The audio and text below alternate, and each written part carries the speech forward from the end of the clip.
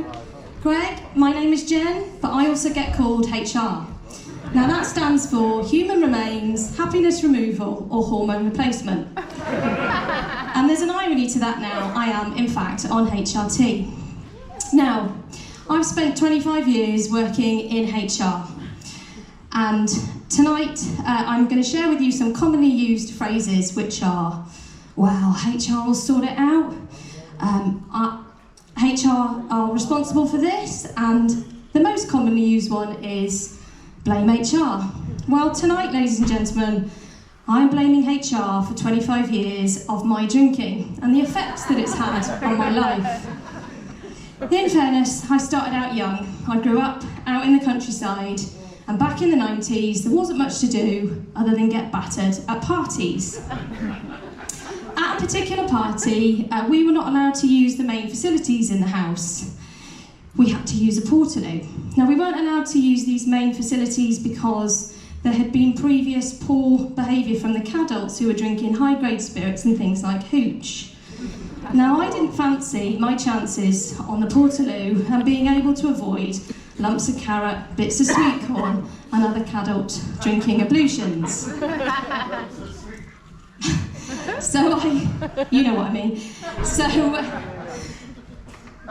now I've lost my train of thought, sorry.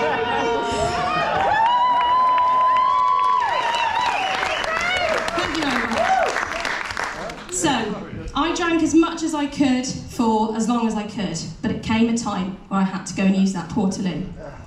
So, I walked over, opened the door, got inside and thought, right, I'm going to have to hover, I'm not going to risk it.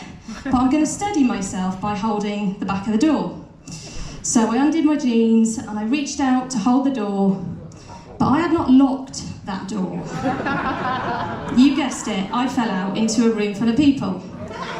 The only way that night was going to go was by getting more and more hammered, and fortunately for me, there was a massive pile-on at the end where I jumped on top and gyrated, "Have this, you motherfuckers."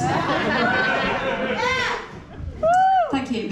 At another party, I woke up next to my sister's mate and next to an empty bottle of Baileys in her camper van. And I had something really strange and really suspicious on the bottom of my jeans. Didn't know quite what it was, so I made my way back home as soon as I could. I got home to find my dad doing some garden maintenance. We were fortunately able to establish that it was not my own shit, it was luckily cow shit. Now, thanks to the quick availability of his pressure washer, I did not know that night was going to end in being hosed down by my own father. Excuse me one sec, I came prepared.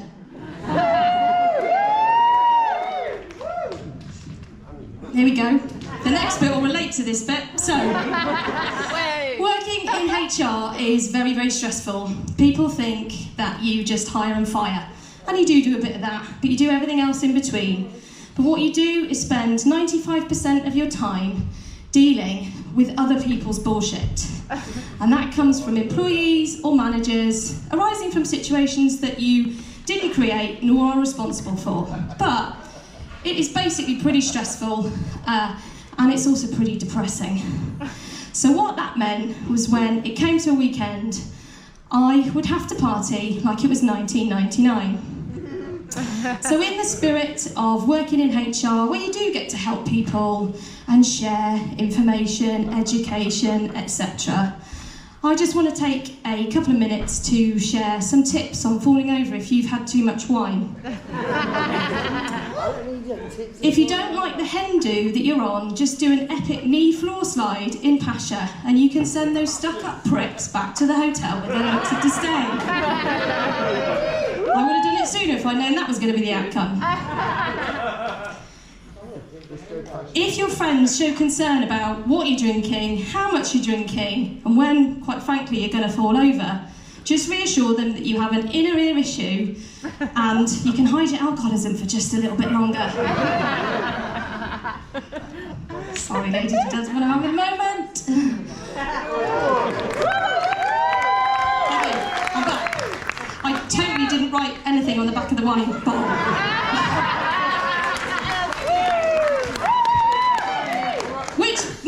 my comrades think is very clever, by the way, so kudos.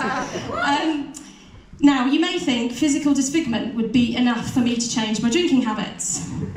When it was lockdown, the excitement of having some mates over in the back garden, they're in the audience, copious amounts of kava was consumed. And I managed to fall off some decking that was a whole 10 centimetres high in my own garden. Now, it was tough going through lockdown with the use of one wrist, and I should have stopped self-medicating. But I couldn't, because at the time I was still in HR and I was working with some of the highest grade level of fuckwits I've ever worked with in my career. Now, the other thing that I've tried to do to change my habits is use the disciplinary policy on myself. Now, for people not familiar with that, that is a stage process where people get issued warnings in a bid to correct their behaviour. So, I gave myself a first written warning for the time that I spent an entire workday laid down flat in a meeting room, because if I stood up, I was going to projectile vomit across the office. There was also a time where I threw up in front of a line of cows, and I issued myself with a final written warning because those cows were judgy bastards. More judgy than some of the HR folk I've worked with, and that's saying something.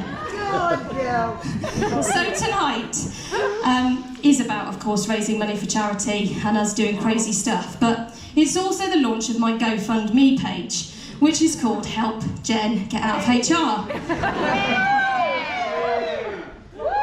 Sorry, I'm nearly finished. GoFundMe page, Help Me Get Out of HR. But whilst I still remain working in HR and keep denying that really I need to go to Alcoholics Anonymous, I would like to thank you tonight for listening and for your support of my GoFundMe page, and I'll see you at the bar. Cheers.